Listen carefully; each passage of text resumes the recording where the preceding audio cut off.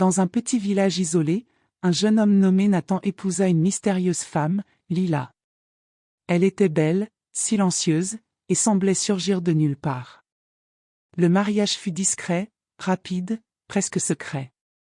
Mais ce que Nathan cachait, c'était son intention sinistre, il voulait la sacrifier pour une richesse promise par un ancien rituel ancestral. Lila, la nouvelle épouse de Nathan, semblait être un cadeau du ciel. Dès leur arrivée dans la petite maison de bois au bord du village, elle se montra douce et attentionnée. Chaque matin, elle préparait des repas simples mais savoureux, disposant les plats avec soin sur la table usée.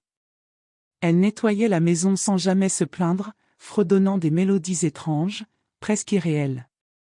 Ses gestes étaient gracieux, son sourire apaisait Nathan, même dans ses moments de doute.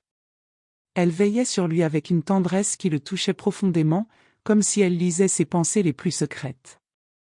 Pourtant, Nathan était déchiré.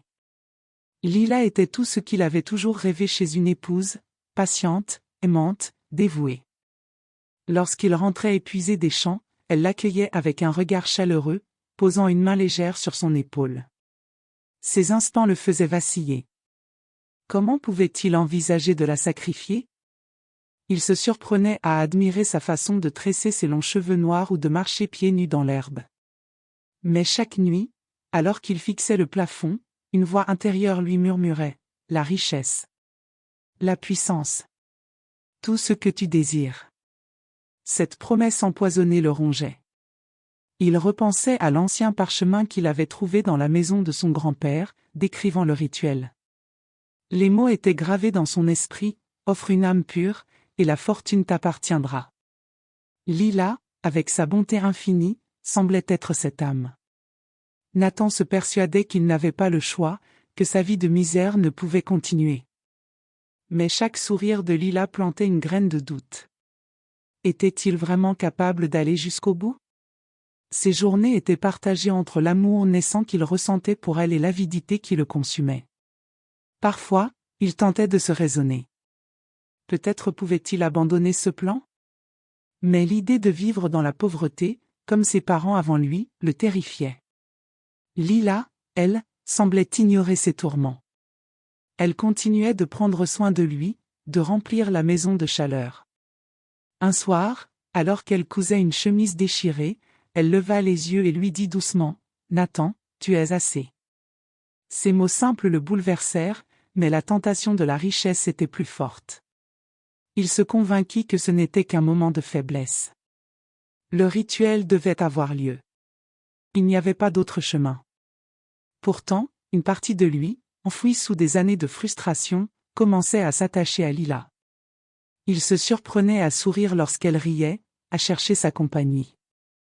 Mais la date du sacrifice approchait, et avec elle, la promesse d'une vie meilleure.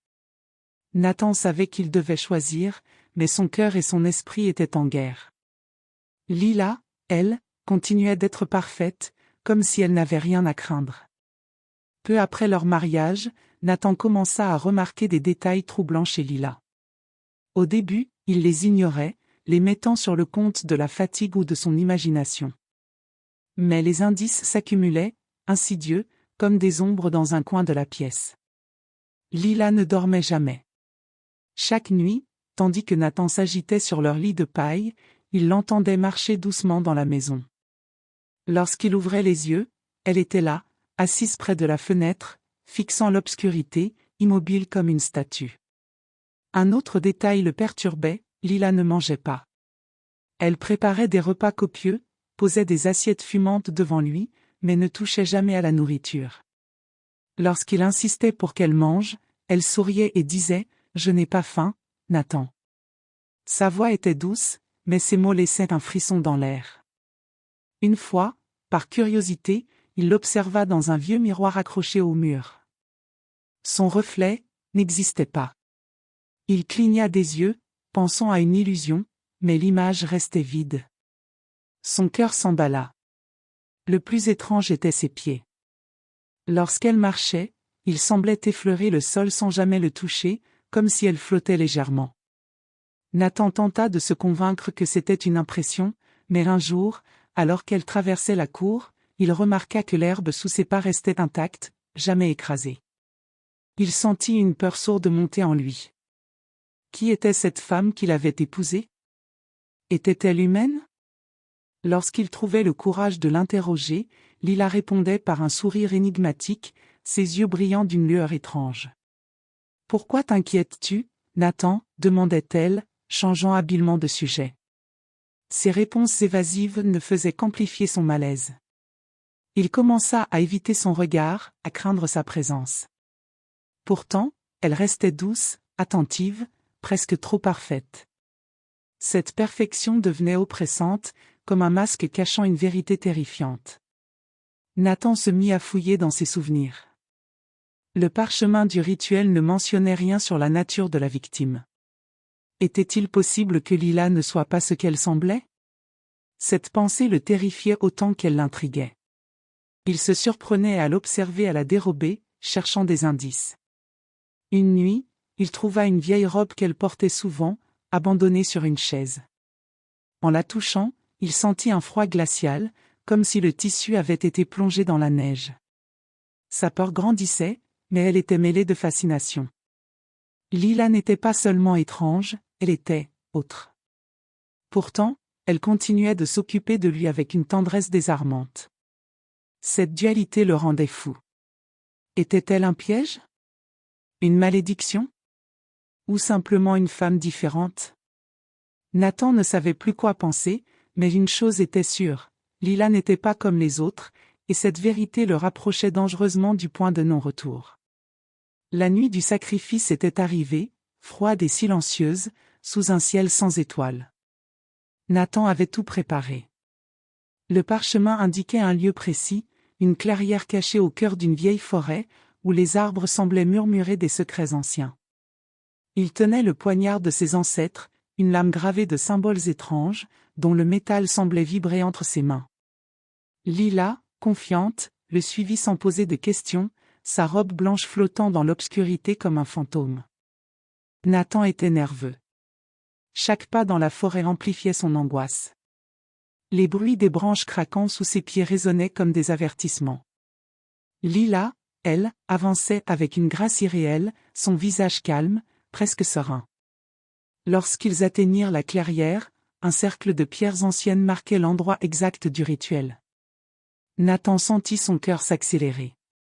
Il alluma un feu au centre, comme le demandait le parchemin, et les flammes projetèrent des ombres dansantes sur les arbres. Il demanda à Lila de s'agenouiller au centre du cercle. Elle obéit, sans un mot, ses yeux fixés sur lui. Nathan tenta de se concentrer sur les mots du rituel, mais sa voix tremblait. La promesse de richesse, si claire dans son esprit des semaines auparavant, semblait maintenant floue, presque absurde. Il leva le poignard, ses mains moites glissant sur le manche. Il suffirait d'un geste. Un seul. La fortune serait à lui. Mais alors qu'il s'apprêtait à frapper, Lila posa doucement sa main sur la sienne. Sa peau était froide, mais son toucher était étrangement apaisant. « Tu n'as pas besoin de faire ça, » murmura-t-elle. Sa voix résonnait, comme si elle venait de loin, d'un lieu au-delà du monde. Nathan sentit ses jambes trembler. Le poignard vacilla dans sa main. Les mots de Lila n'étaient pas une supplication, mais une affirmation, empreinte d'une autorité surnaturelle. Il la regarda dans les yeux. Pour la première fois, il y vit quelque chose d'infiniment triste, mais aussi puissant. Les flammes du feu semblaient danser dans ses pupilles, révélant une lueur qui n'appartenait pas à ce monde.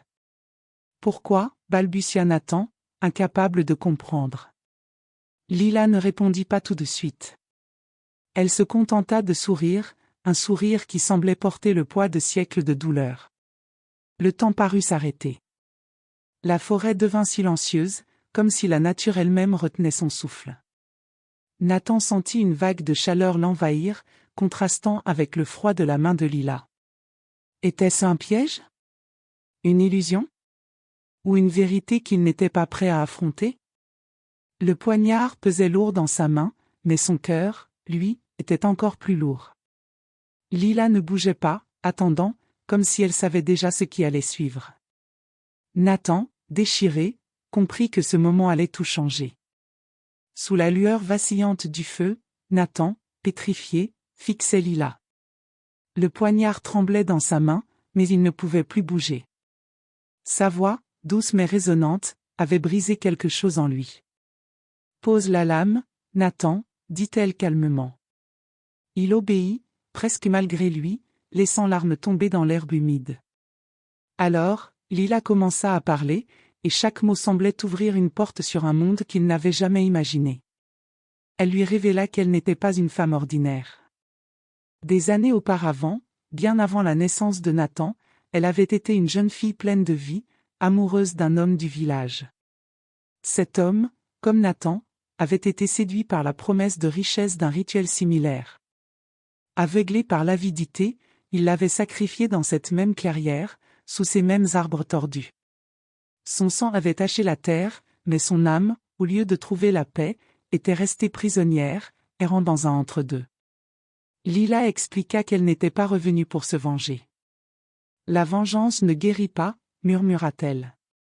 Son but était autre, empêcher d'autres âmes de sombrer dans la même obscurité que celle qui l'avait tuée.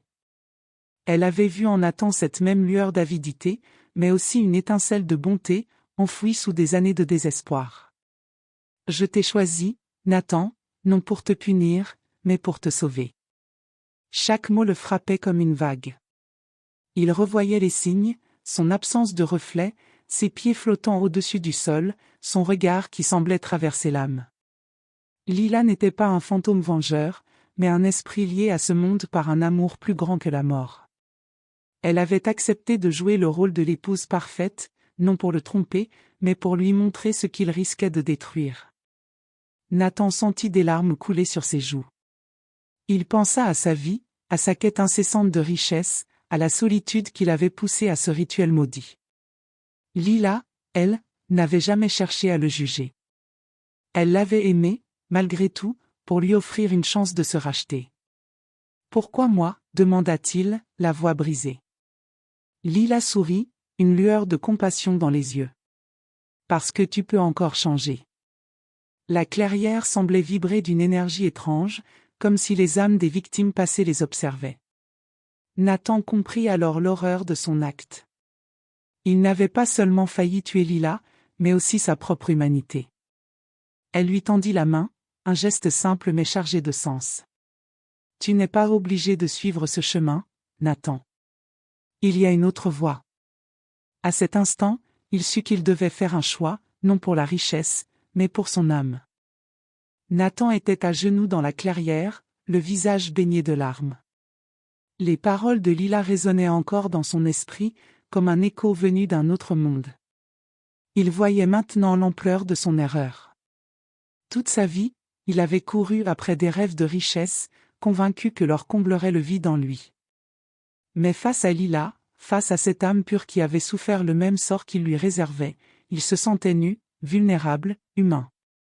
Il repensa à chaque moment passé avec elle, ses sourires, ses gestes tendres, sa patience infinie.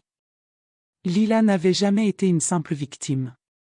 Elle était une lumière, un guide, revenu pour lui montrer ce qu'il avait toujours ignoré, l'amour, la compassion, la vérité.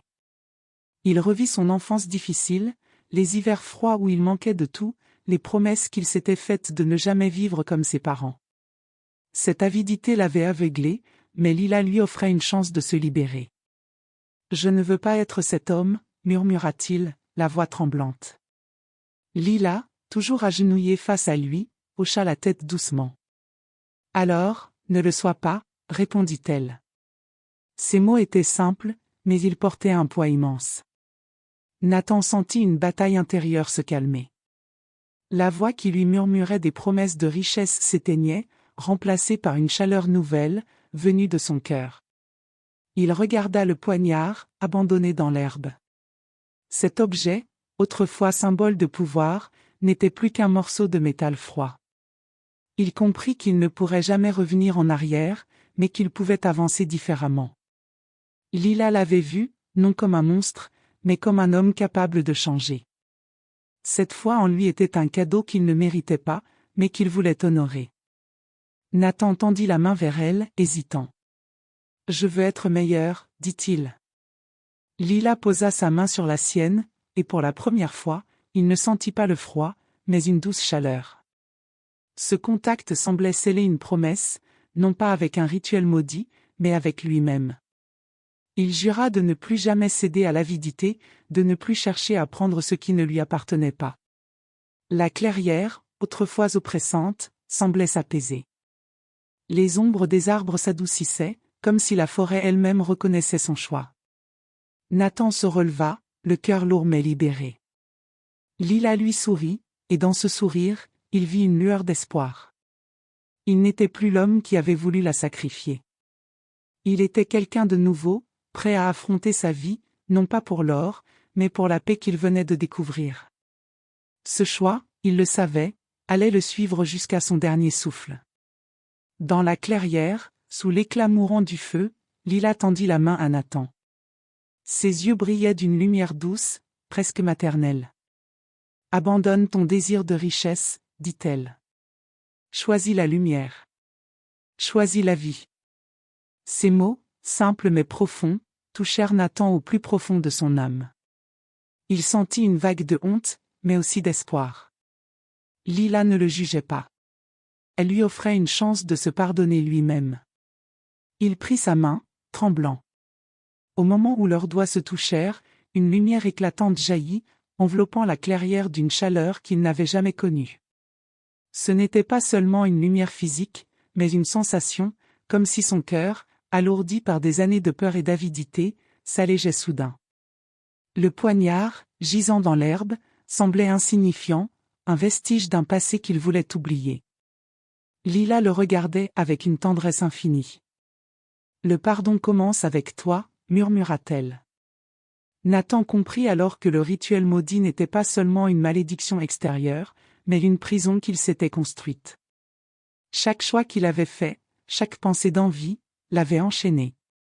Lila, par son sacrifice et sa présence, lui montrait une autre voie, celle de l'amour et de la rédemption. Il tomba à nouveau à genoux, non pas de désespoir, mais de gratitude. « Je ne mérite pas ça, » dit-il, les larmes coulant librement. Lila s'agenouilla à son niveau, posant une main sur sa joue. « Personne ne mérite rien, Nathan. Mais tout le monde peut choisir. » Ces mots le libérèrent. Il comprit qu'il n'était pas défini par ses erreurs, mais par ce qu'il choisissait de faire ensuite. La lumière autour d'eux s'intensifia, comme si la clairière elle-même approuvait ce moment. Nathan sentit une paix qu'il n'avait jamais connue. Il pensa à sa vie, à ses rêves de richesse, à la solitude qui l'avait poussé à ce rituel. Tout cela semblait si loin maintenant. Lila lui avait montré que la vraie richesse n'était pas dans l'or, mais dans la capacité à aimer, à pardonner, à vivre avec intégrité. Le rituel maudit, qui avait autrefois emprisonné l'âme de Lila, était brisé. Nathan sentit une énergie quitter la clairière, comme si un poids ancien s'envolait. Il savait que ce moment marquait un tournant. Il ne serait plus jamais l'homme qu'il avait été. Lila, en lui offrant son pardon, lui avait aussi donné la force de se pardonner. Il se releva, le cœur léger. Lila lui sourit une dernière fois, une promesse silencieuse dans les yeux. « Vis, Nathan, » dit-elle. Et dans cet instant, il sut qu'il le ferait. Pas pour la gloire ou la fortune, mais pour honorer le cadeau qu'elle lui avait offert, une seconde chance, baignée dans la lumière du pardon. La clairière était baignée d'une lumière douce, comme si l'aube approchait, bien que la nuit soit encore profonde. Lila se tenait face à Nathan, son visage empreint d'une paix qu'il n'avait jamais vue. « Tu m'as libéré. Et je t'ai sauvé, » murmura-t-elle. Sa voix, légère comme un souffle, semblait se mêler au vent qui agitait les feuilles. Nathan sentit son cœur se serrer. Il savait que cet instant marquait la fin de leur histoire. Lila commença à s'estomper, son corps devenant translucide, comme une brume caressée par les premiers rayons du soleil. Ses yeux, toujours brillants, restaient fixés sur lui, pleins de tendresse et de soulagement. « Ne sois pas triste, » dit-elle, devinant ses pensées. « Je suis libre maintenant, grâce à toi. » Nathan voulut parler, mais les mots restaient coincés dans sa gorge. Il tendit la main, comme pour la retenir, mais ses doigts ne rencontrèrent que l'air. Il repensa à tout ce qu'elle avait fait pour lui. Lila n'était pas seulement une âme errante, mais un miroir de ce qu'il aurait pu devenir sans elle. Elle avait vu en lui ce qu'il ignorait, une capacité à changer, à aimer, à se racheter. Chaque sourire, chaque geste, avait été une leçon. Et maintenant, elle partait, laissant derrière elle un vide, mais aussi une lumière nouvelle dans son cœur. « Pourquoi dois-tu partir ?» demanda-t-il enfin, la voix brisée. Lila sourit, un sourire qui semblait contenir toute la sagesse du monde. « Parce que ma tâche est terminée. Ton chemin, lui, commence à peine. » Elle s'approcha, et bien qu'elle ne le touchât pas, Nathan sentit une chaleur l'envelopper, comme une étreinte invisible. « Vis pour nous deux », ajouta-t-elle. La lumière autour d'elle s'intensifia, et son image devint floue. Nathan cligna des yeux, espérant la retenir un instant de plus. Mais elle disparaissait déjà, comme une étoile s'éteignant doucement. « Merci », murmura-t-il, un mot qui portait tout son amour, sa gratitude, sa douleur. Lila inclina la tête, comme pour accepter ce dernier cadeau. Puis, elle fut partie. La clairière redevint silencieuse, le feu s'éteignit, et la nuit sembla plus douce. Nathan resta là, seul, mais différent. Il sentit une force nouvelle en lui, une paix qu'il n'avait jamais connue. Lila lui avait offert plus qu'une seconde chance, elle lui avait donné un sens, une raison de vivre au-delà de lui-même. Il regarda le poignard abandonné dans l'herbe, puis tourna le dos à la clairière. Il savait qu'il ne reviendrait jamais. Lila était partie, mais son empreinte restait gravée en lui. Il marcha lentement vers le village, le cœur lourd mais plein d'espoir. Il était prêt à honorer son sacrifice, à vivre une vie digne de l'amour qu'elle lui avait montré. De retour au village, Nathan n'était plus le même homme. La clairière, Lila, le rituel, tout cela avait transformé son cœur. Il décida de raconter son histoire aux villageois, espérant qu'ils comprendraient. Assis sur la place centrale, près du vieux puits, il parla de Lila, de son amour, de son pardon. Les mots coulaient avec sincérité, mais beaucoup rirent ou haussèrent les épaules. Des contes de fées, disait-il. Seuls les anciens, avec leurs rides marquées par le temps, hochèrent la tête. Ils avaient entendu des légendes similaires, des histoires d'âmes errantes et de rituels maudits. Nathan ne se découragea pas. Il comprit que sa mission n'était pas de convaincre, mais de vivre différemment. Il abandonna sa quête de richesse, vendit ses maigres possessions et se consacra aux autres. Il devint un homme de service, un guérisseur pour les âmes autant que pour les corps. Lorsqu'un villageois tombait malade, Nathan était là, préparant des remèdes à base de plantes, écoutant leur peine avec patience. Il aidait à réparer les toits, à construire des ponts, à enseigner aux enfants les leçons de la vie. Les gens commencèrent à le voir autrement. Le jeune homme ambitieux et sombre avait disparu, remplacé par quelqu'un de doux, mais fort. Il parlait peu de lui, mais quand il le faisait, il mentionnait Lila, cette lumière qui l'avait sauvé. Certains, touchés par son histoire, se confiaient à lui. Il parlait de leurs propres tentations, de leur désir d'argent ou de pouvoir. Nathan écoutait, sans juger, et leur racontait comment il avait failli perdre son âme pour une promesse creuse. Il devint une sorte de guide spirituel, bien qu'il ne se considérât jamais ainsi. Les anciens du village, ceux qui croyaient en son histoire, lui demandaient conseil. Ils voyaient en lui une sagesse nouvelle, forgée dans la douleur et la rédemption. Nathan apprenait à vivre simplement, trouvant de la joie dans les petites choses, un sourire d'enfant, une récolte partagée, une nuit étoilée. Il n'avait plus besoin de richesse, car il avait découvert un trésor plus grand, la paix intérieure. Parfois, la nuit, il repensait à Lila. Il se demandait où elle était, si elle veillait sur lui. Il ne ressentait plus de tristesse, mais une gratitude infinie. Elle lui avait montré que la vie valait plus que l'or, que l'amour et le pardon étaient les vraies richesses. Nathan savait qu'il portait son héritage. Il vivait pour honorer sa mémoire, pour aider ceux qui, comme lui, avaient été tentés par les ténèbres. Sa maison, autrefois vide, était maintenant rempli de rires, de visites, d'histoires partagées. Nathan, jadis perdu, était devenu une lumière pour son village, un homme nouveau, façonné par l'amour d'une âme disparue. Nathan vécut de nombreuses années, jusqu'à un âge avancé, mais sa vie n'était plus mesurée par les biens qu'il possédait. Il était pauvre en argent, mais riche en cœur, en souvenirs, en leçons apprises. Chaque jour, il se réveillait avec un but, vivre pour les autres, comme Lila l'avait fait pour lui. Il n'oublia jamais la clairière, ni le moment où il avait choisi la lumière plutôt que l'obscurité. Cette décision avait façonné tout ce qu'il était devenu. Avant de mourir, Nathan voulut laisser une trace de ce qu'il avait appris. Il choisit une pierre lisse, près de l'endroit où Lila avait disparu, dans la forêt désormais paisible. Avec un outil simple, il grava un message, mot après mot, sous la lueur d'une lune pleine. N'attends pas la mort pour apprendre à aimer. N'attends pas de perdre pour comprendre ce que tu avais. Le vrai trésor, c'est l'âme que tu sauves, pas l'or que tu poursuis. Ces mots, il les avait portés en lui pendant des décennies, un rappel constant de la leçon de Lila. Les villageois découvrirent la pierre après sa mort.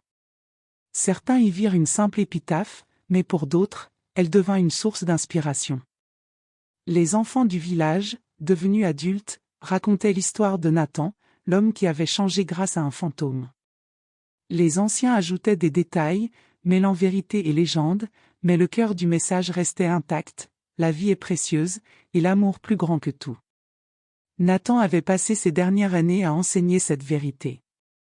Il parlait aux jeunes, leur disant que la richesse ne se trouve pas dans les coffres, mais dans les liens qu'on tisse, les mains qu'on tend, les cœurs qu'on apaise. Il leur racontait comment il avait failli tout perdre pour une illusion, et comment une âme perdue l'avait sauvé. Son histoire devint une fable dans le village, une leçon transmise de génération en génération. Même après sa mort, l'esprit de Nathan semblait vivre dans ce qu'il avait touché. Les villageois prenaient soin de la pierre, la nettoyant des feuilles et de la mousse. Elle devint un lieu de réflexion, où l'on venait méditer sur ses choix. Certains y voyaient Lila, d'autres Nathan, mais tous y trouvaient un écho de leur propre lutte. La leçon de Nathan était simple, mais universelle, la vraie richesse est dans l'âme, dans la capacité à aimer et à se relever. Ainsi, l'héritage de Nathan et Lila perdura, non dans l'or, mais dans les cœurs. Leur histoire rappela à tous que la vie est un choix, et que le trésor le plus précieux est celui qu'on trouve en sauvant une âme, la sienne ou celle d'un autre. Abonnez-vous pour ne pas rater les prochaines vidéos.